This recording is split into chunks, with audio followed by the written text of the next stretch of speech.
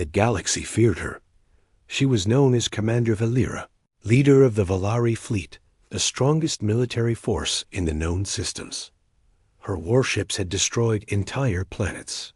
Her voice alone made her soldiers obey without question. No one had ever seen her face. She always wore her black armor, and behind her helmet, her eyes were hidden like the rest of her dot to many. She was a monster in metal dot, but on this day, she was not on a battlefield. She stood in the docking bay of Earth's. Orbital Station Argon 7 sent for a peace meeting with Earth's leaders.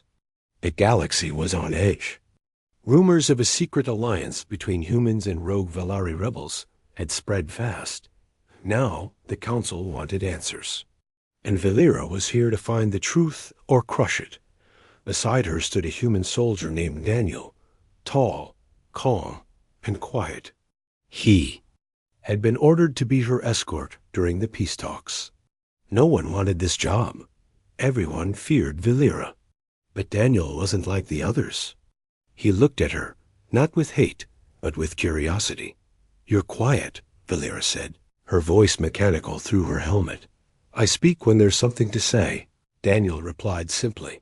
She tilted her head slightly, then walked ahead. The hallway lights reflected off her armor, making her look like a moving shadow. They walked through the narrow metal corridors of the station. Earth officers moved aside as she passed. Some whispered, some stared, but no one dared stop her. Inside the meeting chamber, Earth's officials waited. Valera entered with slow, powerful steps. Her words were short, sharp, and cold. She spoke of peace, of control, of loyalty. But as she spoke, Daniel noticed something strange. Her hands trembled. Only for a second, but it was there. After the meeting, Daniel guided her to her quarters on the station. "Your room, Commander," he said, standing straight. "Stay outside," she ordered, but an alarm suddenly rang. Red lights flashed. A voice echoed. "Security breach. Systems offline. Automatic lockdown in progress." Heavy metal doors slammed shut. The hallway sealed. Lights flickered. The power was down, and they were trapped together. Inside the room, it was silent except for the soft hum of emergency power. Daniel looked around, then at her. "This may take a while," he said. Valera didn't respond. She stood still for a moment, then slowly reached for her helmet. "What are you doing?" Daniel asked. "I don't want to wear this anymore," she whispered Dot, and then, for the first time, she removed it. Daniel froze. She looked nothing like the monster people feared. Valera was young. Her skin was a soft gray, with glowing patterns like stars under her eyes. Her hair was white, braided tightly. Her eyes silver and full of tiredness met his. She wasn't just a commander. She was a woman, and she looked exhausted. "I've worn that armor since I was 13, she said. "They made me believe it was the only way to survive." Daniel stayed quiet, unsure what to say. "They see me as a weapon, as power, but I never chose this. I was trained, shaped, and thrown into war. I've destroyed cities. I've ended rebellions. But inside, I feel like I'm fading." Daniel sat down on the floor, leaning against the wall. "You don't seem like someone who wants war," he said. "I don't," she replied softly. "But peace is dangerous too. It makes me remember who I used to be." She looked down at her hands. "I still remember music.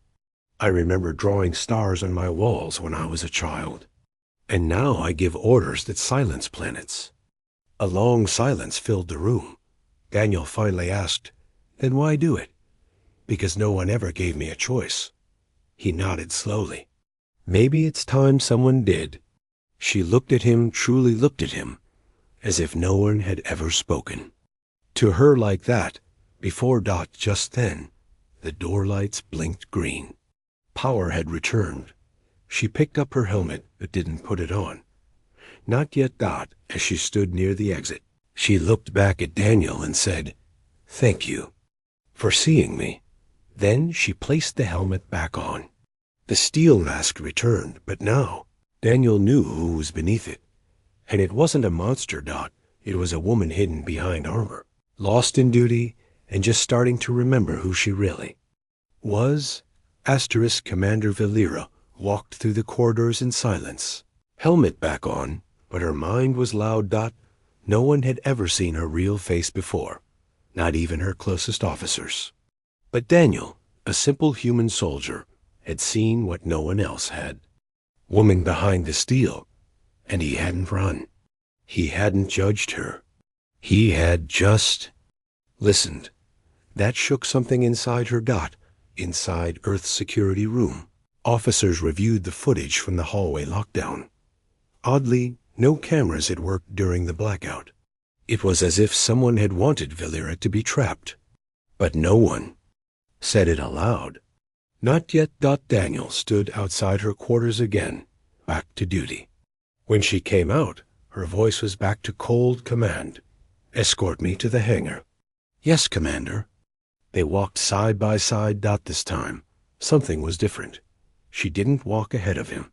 She walked with him. At the hangar, Valera inspected her own diplomatic shuttle. It was quiet. Too quiet. Her instinct warned her something felt wrong. She signaled her AI.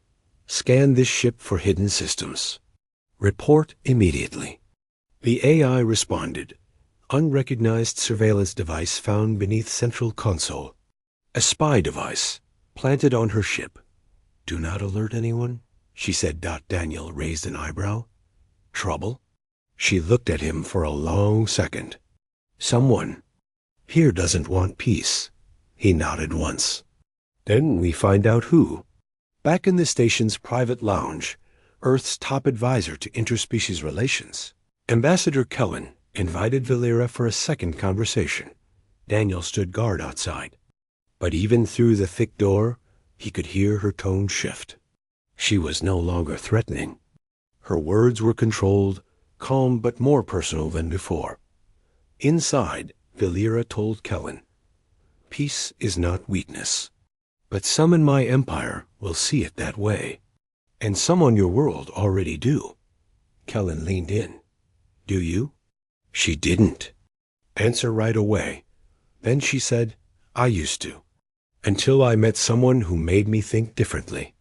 Hours later, Valera and Daniel stood on the outer viewing deck. A clear window showed the stars stretching across space like silver fire. She removed her helmet again. This time, not from fear, but by choice. Daniel didn't stare. He simply smiled. "You?" "No," he said. "You don't always have to wear the mask." She smiled back just barely. "In my world, removing it is a death sentence." "But in mine," Daniel said, "it's how you're remembered." She looked out at the stars. "We used to believe the stars gave us strength. But they're cold, silent, like the council I serve. And yet," he said gently, "you shine brighter than them." She laughed softly, a strange sound from a woman who had never laughed in public before. Meanwhile, deep inside the Valeri ship waiting in orbit, a secret message was received. "Target has shown signs of emotional instability. Human contact. Affecting primary command behavior. Proceed with protocol purge." An assassin was activated. Back on the station, Valera sat alone in the temporary guest chamber. The lights were dim. She looked at herself in the mirror. She didn't recognize the person staring back. Not the war leader, not the feared commander. Just Valera. And she remembered a song from her childhood. Soft, gentle. She hummed it quietly, almost afraid it would break her armor from within. A knock came at the door. Daniel entered. "You okay?" he asked.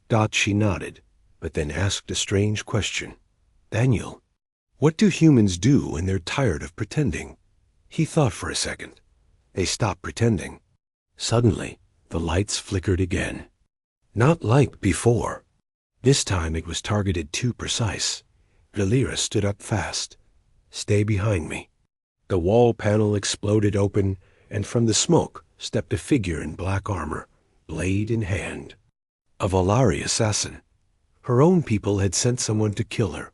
Daniel stepped forward, but Valera pushed him back. "This one is mine." The two Volari warriors clashed in a silent storm fast, deadly, full of rage. Sparks flew, blades clanged. But Valera's movements weren't robotic. They were fluid, human, almost graceful. She was no longer fighting for duty. She was fighting to live, to be real in the end. She drove her blade into the assassin's chest. He fell without a word. Daniel looked at her, breathing hard. "They sent someone from your own side?" "They think I'm no longer useful," she said, wiping her blade. "They're right." She looked up. "I'm not going back." Commander Valera stood over the dead assassin, her chest rising and falling with steady breath. Her blade dripped with dark alien blood. Her silver eyes, once cold and hidden behind a mask, were now filled with something else. Clarity. Daniel stepped forward, eyes locked on the motionless body. "Your own people tried to kill you," he said quietly. Valera didn't answer right away. She knelt beside the assassin's body and removed his mask. It was someone she knew. "Commander Reith," she said flatly. "He trained beside me when we were children. We were raised for war in the same chambers." Daniel watched her closely. He hesitated before attacking. Valera nodded. "Because part of him still remembered who I was, and part of me remembered him too." High above the Earth station, in orbit, the Volari flagship sat like a dark moon. Its captain, a cold and emotionless officer named Zelen, watched the dead assassin's signal fade from his screen. "She's compromised," he said. "Contact the council. We must take command of the fleet. Commander Valera is no longer one of us." But someone else in the shadows of the bridge spoke up. "She still has control over the main fleet. Taking her out will cause a split." Zalen turned slowly. "Then we don't just take her out," he said. "We make it look like she betrayed the Volari." Back on the station, Valera and Daniel entered a private security room. She pulled up classified ship files and began scanning encrypted messages.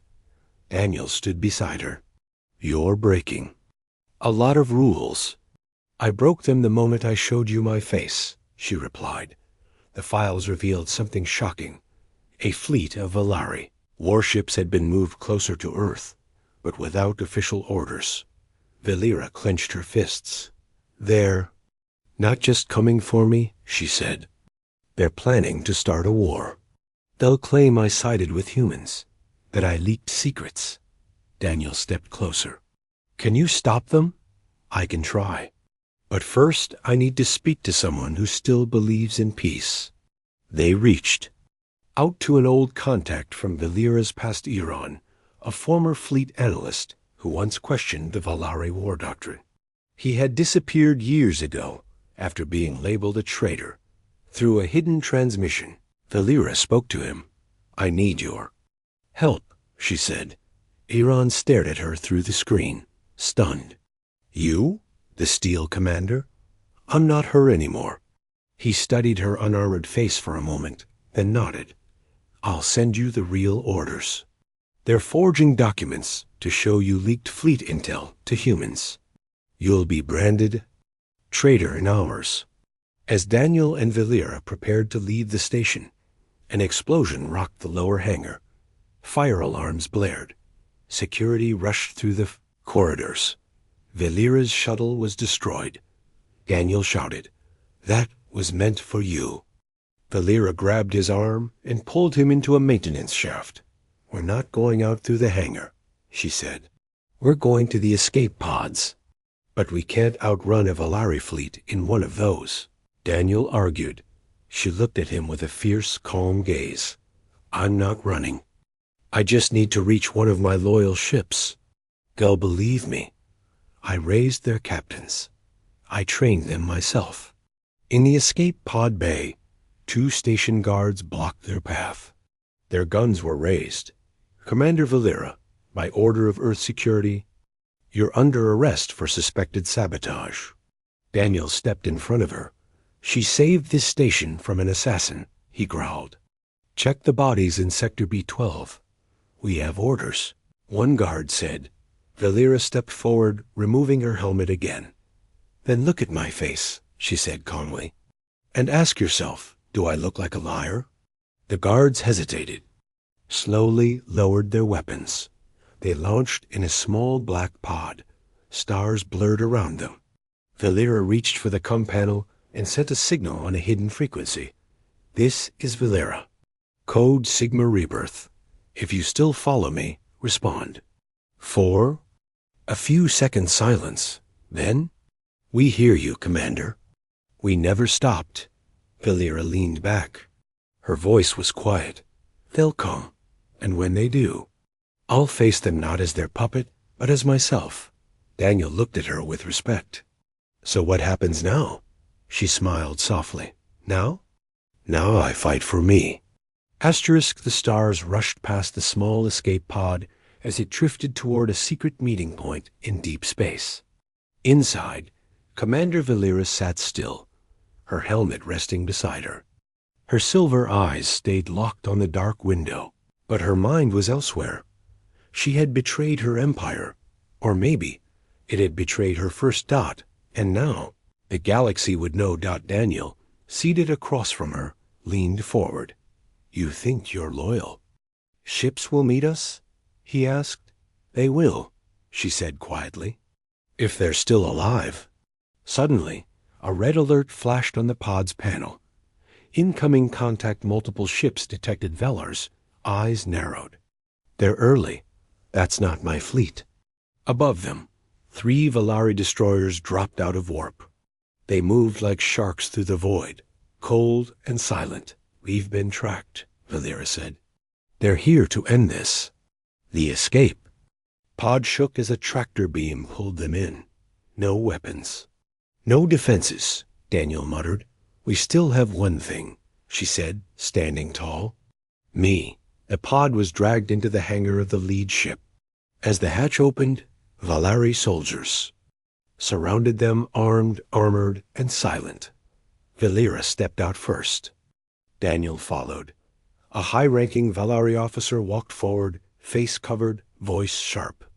"Commander Valera, by order of the Council, you are under arrest for treason." "I expected worse," she said calmly. The officer nodded to his guards. "Execute the human first. Make her watch." The soldiers raised their weapons toward Daniel. Without thinking, Valera moved. In a blur of speed and rage. She stood between Daniel and the soldier's, arms wide, unarmed.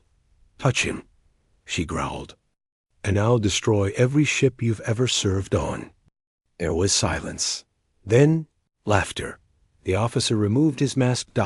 It was Captain Xylan, the one who had once trained under her command.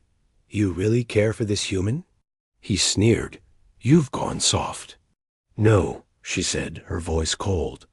"Like steel. I've just remembered who I am." Xylan stepped forward. "Then you'll both die." Valera smiled faintly. "No, Xylan, you forgot one thing." "What's that?" "I never come alone." Just then, the lights in the hangar flickered. Alarms rang. And outside the hangar, window 6 Valari warships dropped out of warp. Her true fleet had arrived. In seconds. The hangar doors were blown open. Explosions rocked the destroyer as Valera's loyal warriors stormed in. Daniel ducked behind cover, returning fire with a pistol given to him by Valera. But he kept his eyes on her the whole time. She moved through the chaos like a storm. No armor now, no helmet, just the strength of someone who had nothing left to fear. Xylan tried to run, but Valera reached him first. He swung a blade at her. She dodged easily. "You were the best of us," he shouted. "What happened to you?" "I met someone who didn't fear me," she said, kicking his legs out. "And that's when I knew I was more than the mask." With one final strike, she knocked Zalin to the floor and placed a boot on his chest. "The Empire made me a weapon," she said coldly, "but I choose what I fight for now." The battle ended within minutes. Her loyal fleet had won. Zalin and the other officers were arrested. Valera gave the order herself. "Treat them better than they treated others. We are not like them anymore." As the smoke cleared, Daniel walked up to her. "You stepped in front of me," he said quietly. "You didn't have to." She turned toward him, bruised but standing tall. "I did," she replied, "because for once someone saw me. Not the armor, not the title, just me." Daniel smiled. "And I'd do it again if you needed someone to protect you." Valera shook her head gently. "I've spent a lifetime protecting galaxies. But no one ever protected me until now." That night, aboard her own ship, she sat in her command chair, this time without armor, without fear. Daniel stood beside her. And as her fleet began the journey to Earth, this time, in peace, Valera whispered to herself, "I'm done hiding." The human city of New Horizon on Earth had never seen a Valari warship enter its skies until now. The sleek, dark flagship descended slowly through the clouds, its engines quiet, but its presence loud. It hovered above the Earth diplomatic landing zone, casting a wide shadow across the capital below. Inside the ship, Commander Valera stood at the viewing deck. For the first time in years, she wore no armor, no weapons, only a simple diplomatic coat and the scars of her past. Her silver eyes stayed calm. But she knew what waited below. Earth's council didn't trust her. Her own people wanted her gone. And yet, she had returned, not as the Steel Commander, as herself. Daniel stood beside her. He had been silent since they left the Valari fleet, watching her with quiet pride.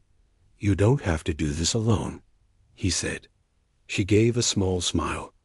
"I've always been alone, even in a room full of soldiers." He nodded. "But now, you're not." When the ship touched down, the landing ramp opened slowly. Human guards stood ready, weapons in hand, not aimed, but alert. Valera stepped down first. The light of Earth's sun touched her skin for the first time. Crowds watched from a distance. News drones hovered above. And at the far end of the landing strip, Earth's leaders waited. She walked forward with confidence, but her thoughts raced. They accept her? Would they believe her story? Or would they see only the war she once carried? Inside the council chamber, Valera faced a long table. Seated behind it were 10 of Earth's highest officials. Daniel stood nearby, watching every word, every movement. The head of the council, Chancellor Rowe, spoke first. "You were once our enemy. You led fleets against our allies. Why should Earth trust you now?" Valera stepped forward slowly. "Because I never had a choice then," she said. "But I do now." "You removed your armor," another counselor said. "Is that supposed to mean something?" "Yes," Valera said calmly. "It means I am no longer the thing you feared. I was built to obey. But someone taught me what freedom feels like." Rowe narrowed his eyes. "A human?" She nodded. "A soldier who didn't flinch when I showed my true face. He reminded me I was still someone." The room went silent. For a long time, no one moved. Then Rowe stood. "Earth does not forget so easily." Valera didn't step back. Her voice stayed steady. "Then don't forget what I've done since. I stopped my own people from starting a war. I stood between your man and a firing squad. And I surrendered my own command to stop the bloodshed." Rowe looked at the other counselors. Quiet whispers passed among them. Then, surprisingly, one of them stood. A woman named Elis, known for her cold stance on all alien diplomacy. She walked over to Valera and extended her hand. You could have destroyed this city the moment you arrived, she said. But you didn't. Valera took her hand. I was never here to destroy. I only needed someone to let me breathe. Outside, as the sun began to set, Valera walked with Daniel through the city garden. It was peaceful, no guards, no ships, no weapons. Just the sound of wind and leaves. She looked at the people around her, children playing, elders walking slowly, humans living without fear. I've never known a place like this, she said. You could, Daniel replied. If you stay. She turned to him, her voice soft. I don't know what I am without the armor. You're more than the mask, he said. You always were. She looked down at her hands. No gloves, no weapon. Just hands. I want to believe that. He gently took one of her hands in his. Then start here. For the first time, she didn't pull away. That night, she stood before her reflection in a mirror, no helmet, no title, just Valera. She ran a finger down the scar on her neck. Not from battle, but from training, years ago, when she first said no to an order and paid the price. Now, she was saying no again. But this time, she had someone beside her. The next morning, Valera received a message from the Valari Empire. A simple one. Return within one cycle, or face erasure. Daniel read it over her shoulder. They're afraid of what you've become, he said. She looked at him, and let them be afraid. Asterisk, the galaxy waited. Across hundreds of systems. Screens lit up with the same breaking headline. Ex-Valari. Commander refuses to return. Earth offers sanctuary. Some called it rebellion. Others called it hope. But one thing was clear, Valera had chosen Earth. In the command halls of the Valari Empire, chaos spread like wildfire. High command screamed for action. Propaganda machines painted her as a traitor, a fallen warrior who betrayed her blood. Erase her, one counselor shouted. Strike Earth before she spreads her weakness. But not all agreed. Some young officers whispered her name with respect, not hate. The woman who removed her mask, the commander who chose her own path, not for war, but for truth. Back on Earth, Valera stood atop a rooftop garden in New Horizon. She wore no armor. No guards followed. Her. Just the wind. And Daniel, it's quiet, she said softly, looking out at the glowing city. Daniel smiled. Peace usually is. She turned to him. Do you think they'll come? He nodded. They'll try. Valera looked up at the stars, where her people once ruled. Her eyes didn't hold fear, only readiness. 3 days later, they did come. Massive Valari Fleet 12 warships appeared at the edge of Earth's system. But they didn't open fire. Instead, one ship sent a message. Surrender, Valera. Or we consider this a declaration of war. Earth's leaders gathered. Tension burned in every corner, but Valera walked into the war room before anyone else. I'll go, she said. Daniel stood up fast. No, you can't. I'm not. Surrendering, she interrupted. I'm going to talk to them. Not as their commander, but as their equal. Ro, Earth's chancellor, narrowed his eyes. What if they shoot you on sight? Valera looked calm. Then at least I died free. Valera boarded a small human diplomatic shuttle. No weapons. No tricks. She flew directly into the mouth of the approaching fleet. Daniel watched from the ground, silent. Fists clenched, eyes locked on the sky. Inside the lead Valari ship, she stood alone in the center chamber. High command watched her from tall thrones of black stone. Her former officers stared in silence. She didn't wear the uniform. She didn't bow. She simply stood, her head held high. One elder sneered. You've brought shame to our empire. No, Valera said. I've brought it truth. You abandoned your mission. You broke the code. I broke a lie, she replied. We were raised to follow, never question. never feel. But now I know we were more than tools. Silence, then laughter. And what are you now? One asked. She took a deep breath. Still Valeri, still strong. But I'm also something you'll never understand. What's that? She looked into their eyes, unwavering, free. They voted that day. 3 wanted her executed. 4 wanted her exiled. 5 abstained. The motion to destroy her failed. By 1 vote. When Valera returned to Earth, she didn't rush to give speeches or sit in councils. Instead, she walked the streets, unguarded. People stared, but not in fear. Some saluted her. Some smiled. Children pointed and whispered, "That's her." The alien who came back. She didn't reply, but she did smile. That night, Daniel found her sitting by a lake just outside the city. She was barefoot, toes in the water, eyes watching the stars. "You did it," he said. "No," she replied. "I just started." He sat beside her. For a while, they didn't speak. Then she looked at him and asked something she never had before. "Do you see me differently now?" Daniel thought for a moment, then smiled gently. "No," she blinked. "Even after everything?" "Valera, you wore armor before the galaxy," he said, leaning closer. "But to me, you've always just been a woman."